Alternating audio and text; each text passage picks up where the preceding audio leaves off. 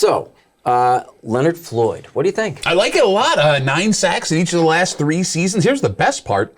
He played his best football when lined up across from Von Miller in Los Angeles. I mean, look, they spent a lot of money to get him in on a 1-year deal, but with the deal you did for Ed Oliver, clears up some cap space.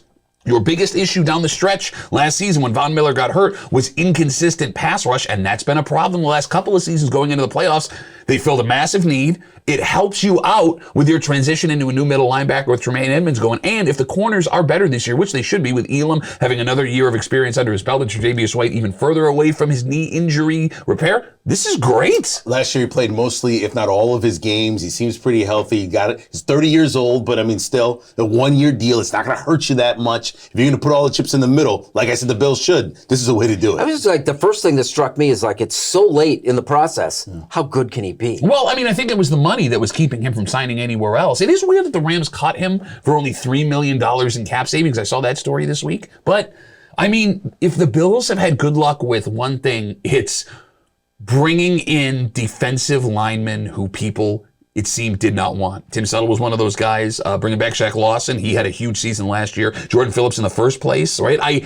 They're not great at drafting them. They're really good at finding bargain pieces left on the market. I find it interesting, though, like a lot of people did not like the fact that players were recruiting other players to come to town. Now you're getting a lot of different teams now saying... It's just the opposite. If you don't have your guys out there working for... There's something wrong. But it was like, oh, you know, they shouldn't get involved. That's what GMs are for. That's what owners are for. That's what these people are for. I'm like, well, wait a minute. Von Miller is friends with a player that you could use on your team. Hey, might drop a little hint or maybe get a receiver from, I don't know, Houston, or maybe a guy from here, Odell Beck. I mean, why not use those favors? LeBron James got killed for it, and now everybody's doing it. No, you're right.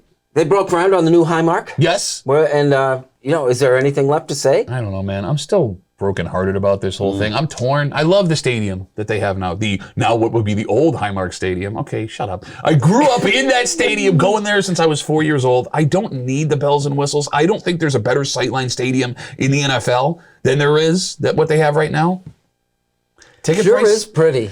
Okay, great. It sure is going to be expensive to get in that building. And you will pay. Stop it. Look, you're coming with this whole field. You will pay, and you'll still be able to break tables. And it's the landscape. Every other NFL team has done this personal seat license bit. It's easy to say, but personal seat licenses, for those who don't understand, right? It's a fee you pay for the right to buy your ticket. I hate it. Okay, so conceptually, it doesn't sound very. It should be illegal. I absolutely hate it. I don't think, as a season ticket holder, I can bring myself to cut a check for nothing for the right to spend more money for the seats that I've had for the last over 10 years. I don't think I can do it, honestly.